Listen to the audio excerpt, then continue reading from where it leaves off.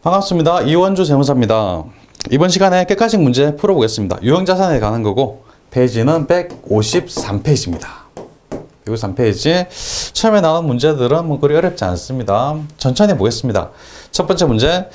재화의 생산, 용역 제공, 타인에 대한 임대 또는 자체적으로 사용을 목적으로 보유하는 물리적 형체가 있는 자산 1년을 초과한다. 유형자산이죠. 좋습니다.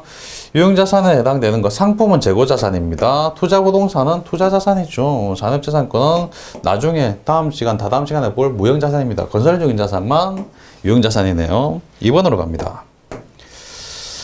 다음은 유형자산에 관한 설명이다. 옳지 않은 것은 1번 미래 경제적 효益이 유입될 가능성이 매우 높고 그 원가를 신뢰성 있게 측정할 수 있어야 한다. 이건 자산의 개념이죠. 자산.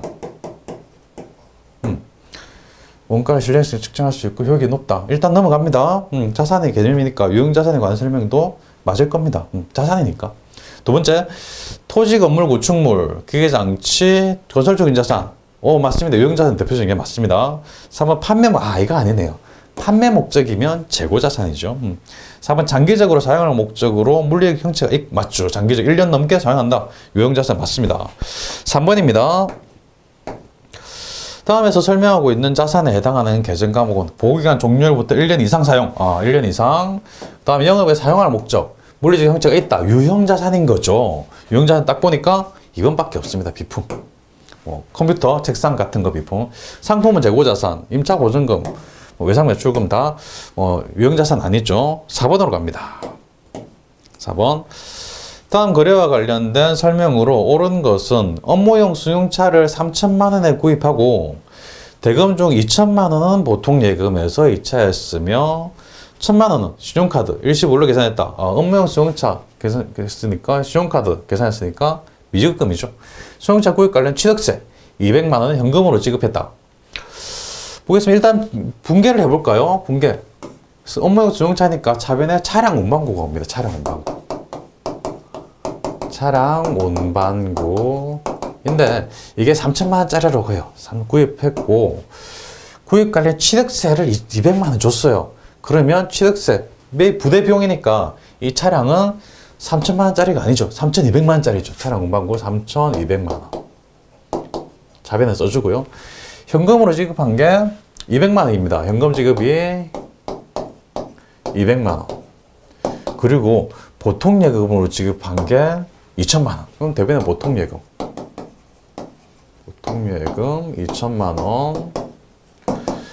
그리고 1천만 원은 신용카드로 계산했다. 미지급금이죠. 미지급금 1천만 원.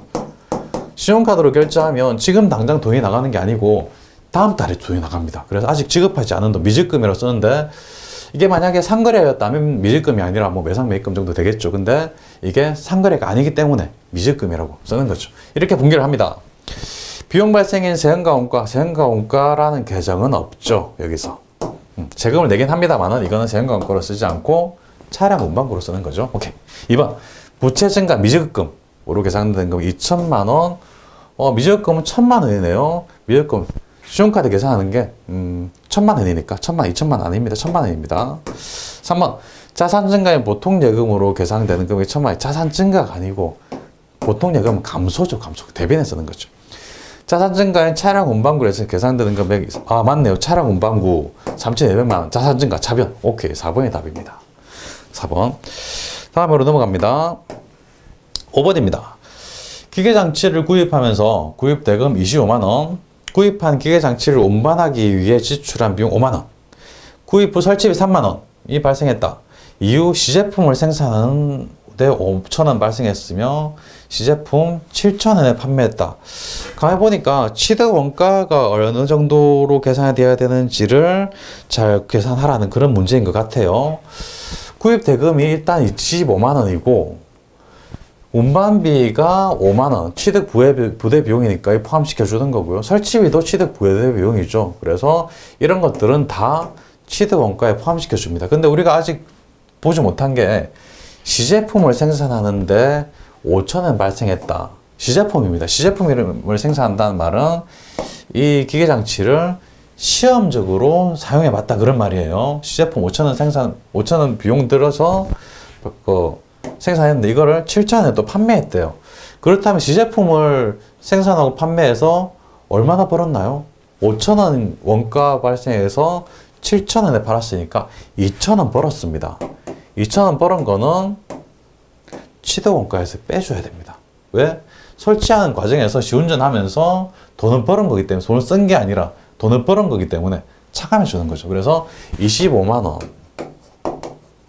5만 원, 3만 원 이런 것들은 다 취득 원가에 포함시켜 가지고 합하면 33만 원인데 33만 원이 들었는데 돈 버는 게 있더라.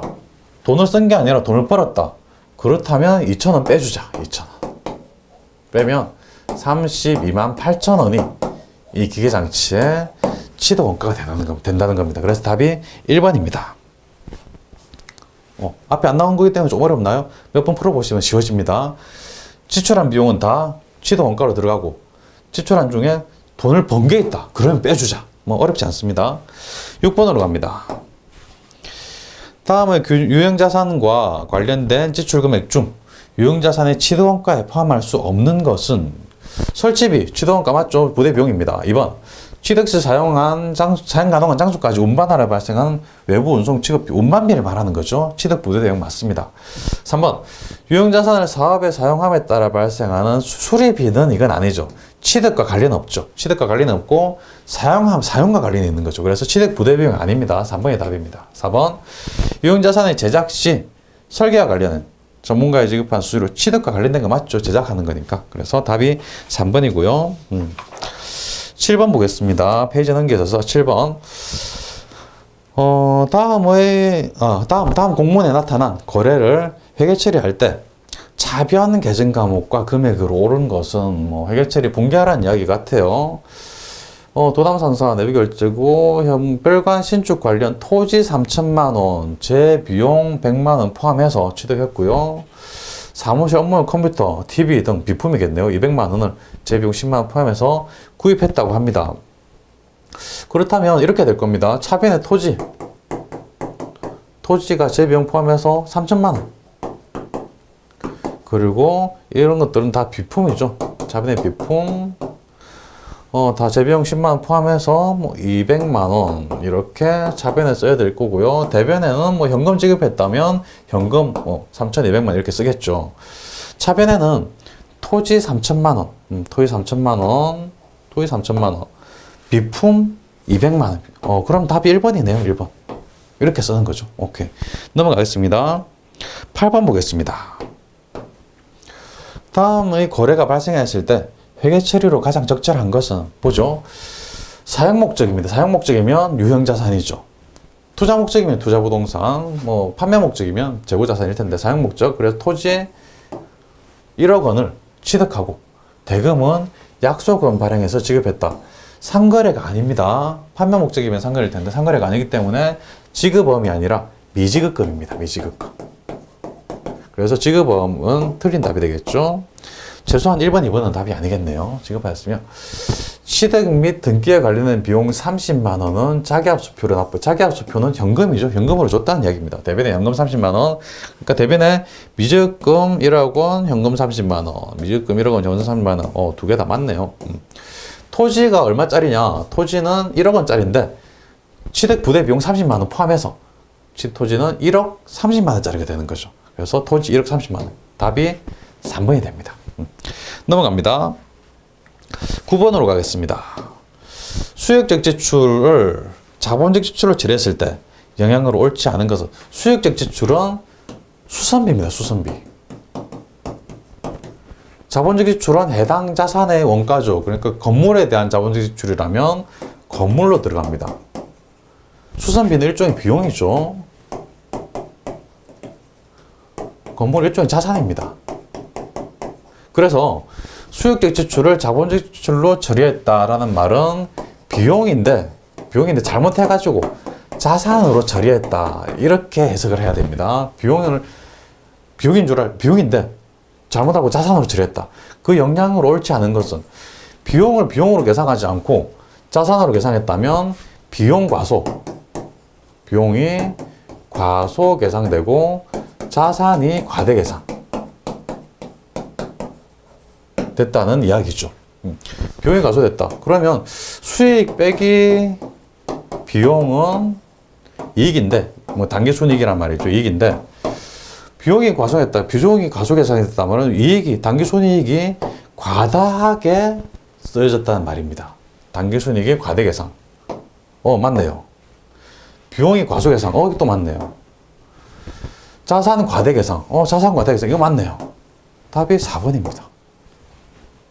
이해되시죠? 천천히.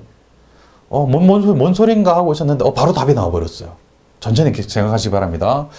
이익이 과대계상이 됐단 말은 결국은 자본과 같이 갑니다. 자본도 과대계상됐다는 이야기예요. 이익이 많이 났으니까 나의 자본이 증가했죠. 기억나시나요? 기초자본 100원 가지고 사업 시작했을 때 기초자본 100원 가지고 사업 시작했는데 사업 1년 동안 50원 수익이 났다. 그렇다면 기말 자본의 150원이 된다. 이런 거 기억나시나요? 역시 이익이 높아지면 자본도 따라서 높아집니다. 그래서 이익이 과대계상됐으면 자본도 과대계상되는 겁니다. 가소가 아니고. 천천히 생각하시기 바랍니다. 10번으로 가겠습니다. 다음 중 유형자산 취득 후 수익적 지출을 자본적 지출을 처리한 경우 자산, 비용, 단기 순이익에 미치는 영향으로 바르게 표시한 것은 비슷한 문제네요. 수익적 지출, 수선비, 비용이죠. 자본적 지출은 뭐 건물이었다면 해당 건물, 자산금으로 가는 거죠. 비용인데 자산으로 잘못 처리했다. 비용 과소. 자산 과대. 결국은 당기순이익, 이익이 과대되는 거죠. 자본 따라서 과대되는 거. 순서가 이제 좀 머릿속에 들어오시나요? 보시면 일단 자산이 과대한 겁니다. 자산 과대, 과소는 아니죠. 자산 과대. 비용은 과소죠. 비용 과소. 1번 아니면 4번. 당기순이익 과대죠. 당기순이익 과소 아니고 과대. 그래서 답이 1번이 됩니다. 비슷한 문제 또 보시니까 이제 좀 이해가 되시나요? 되시죠? 비용이 너무 적게 계산되니까 거꾸로 당기순이익이 너무 많아지더라. 그래서 당기순이익 과대. 답이 1번입니다. 넘어갑니다. 11번으로 가겠습니다. 다음은 내용에 해당하는 거래를 고르시오. 왼쪽 차변에 자산 증가가 오고 오른쪽 대변에 부채 증가가 옵니다. 가만 보겠습니다. 부는 잘못 들어갔고요. 1번 직원은 급여를 현금으로 지급했다. 급여, 차변에 급여, 대변에 현금. 비용이 오네요. 이건 아니겠습니다. 자산 부채니까요. 2번 컴퓨터를 현금으로 지급하고 구입했다. 비품이 들어오네요. 컴퓨터 비품, 차변에 비품, 대변에 현금. 부채 증가가 없네요. 이건 답이 아닙니다. 또 3번 사무용 책상을 구입하고 대금은 다음 달에 지급. 외상이네요. 책상 구입, 차변에 비품, 대변에는 미지급금이죠. 상거래가 아니니까 이거 미지급금. 부채 증가했네. 자산 증가, 부채 증가. 그러면 답이 3번이네. 오케이, 맞네. 4번 거래처에 현금을 받고 상품을 판매했다. 그럼 차변에 현금 들어오고 대변에는 매출입니다. 매출은 수익이죠. 부채 아닙니다. 그래서 답이 3번. 12번으로 가겠습니다. 12번 보시면 다음 업무일지를 근거로 회계 처리할 경우 유형자산의 증가액으로 오른 것은 보겠습니다. 업무일지가 나와 있네요. 금일 처리 현황, 거래상, 금일 처리상, 금일은 금요일이 아니죠. 오늘을 말하는 거죠. 금일. 간혹 헷갈리시는 분들이 계셔서 설명드렸습니다. 금일은 오늘 처리상. 건물, 업무용 건물이라고 하고요. 300만 원을 당좌수표 발행해서 건물을 구입했다고 합니다. 그렇다면 건물은 유형자산 맞죠? 유형자산 300만 원짜리가 차변에서 지어져 가지고 증가합니다. 유형자산 증가액 맞습니다. 건물 300만 원 맞고요. 두 번째, 현금 500만 원을 3년 만기 정기예금에 예비했다. 정기예금은 유형자산은 아니죠. 정기예금은 3년 만기니까 뭐 장기 금융상품 정도 될 것 같습니다. 유형자산 아닙니다. 그 다음에 업무용 차량을 700만 원에 구입, 10개월 무이자로 구입했다. 업무용 차량 운반구. 이거는 유형자산 맞네요. 700만 원 유형자산 맞습니다. 5회 상가 건물을 임차하고 임차 보증금 300만 원 현금 지급했다.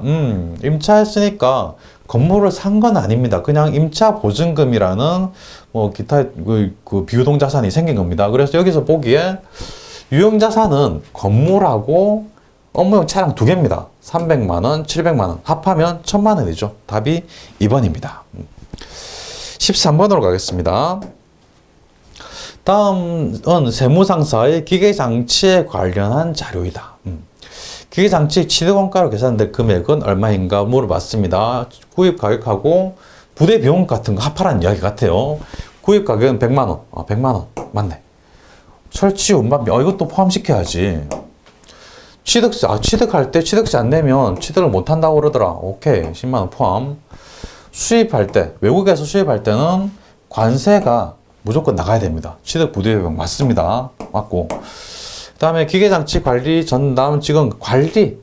관리는 취득과 관리는 없죠. 관리는 쭉 사용하면서 관리하는 거니까 이거는 취득과 관리는 없습니다. 그래서 100만 원, 10만 원, 30만 원, 50만 원 납하면 145만 원인가요? 145만 원. 답이 3번이겠네요. 13번의 답은 3번 145만 원.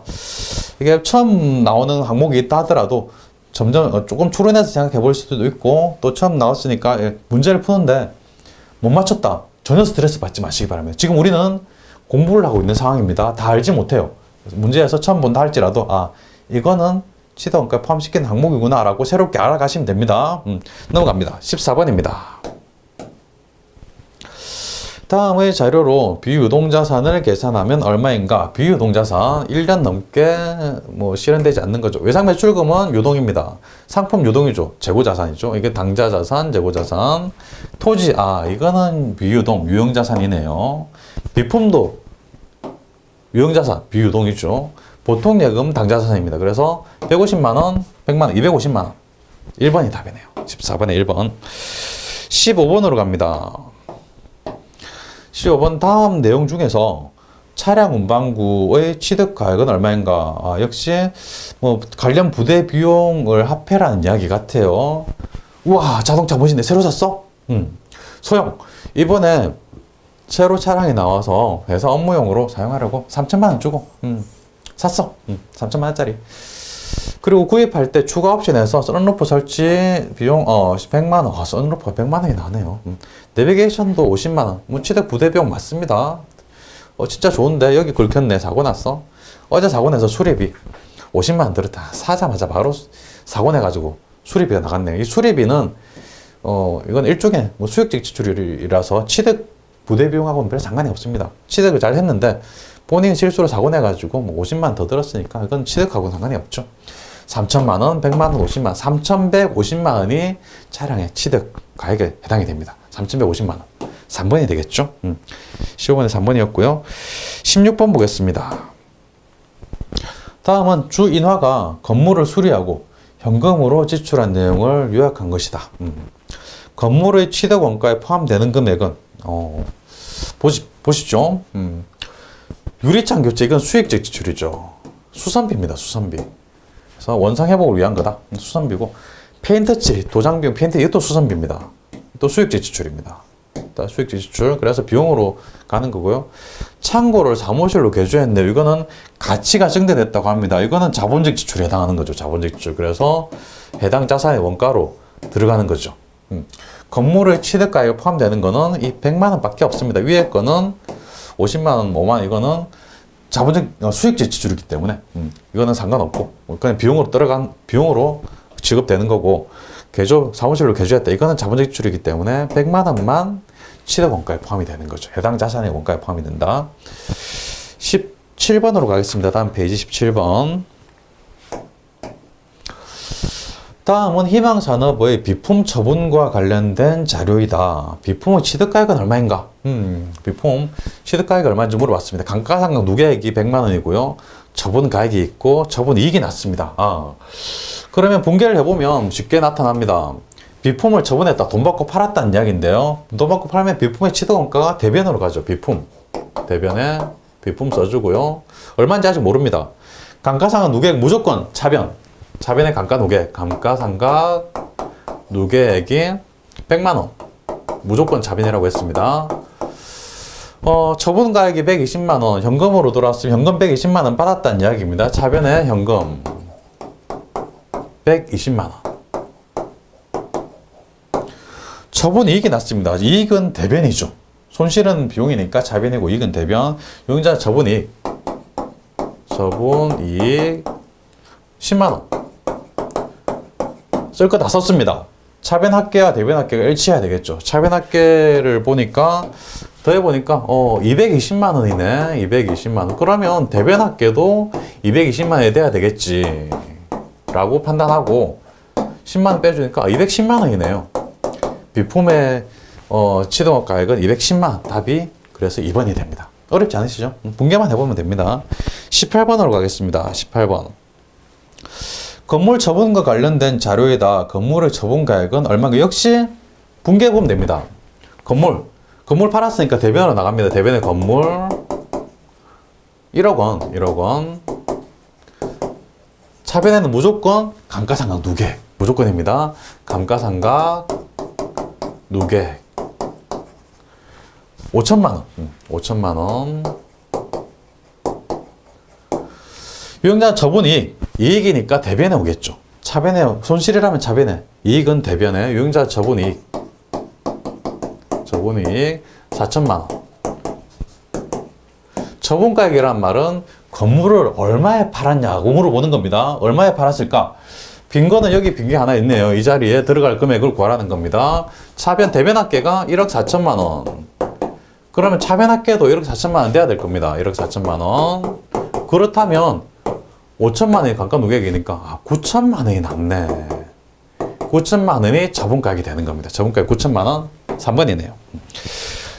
처음 볼 때 그리 만만치 않은 내용들이었습니다. 이번 시간은 여기까지 하고요. 잠깐 쉬었다가, 조금만 쉬었다가 바로 들어오시기 바랍니다. 조금만 쉬었다가 19번 이어가겠습니다. 여기까지 수고하셨습니다.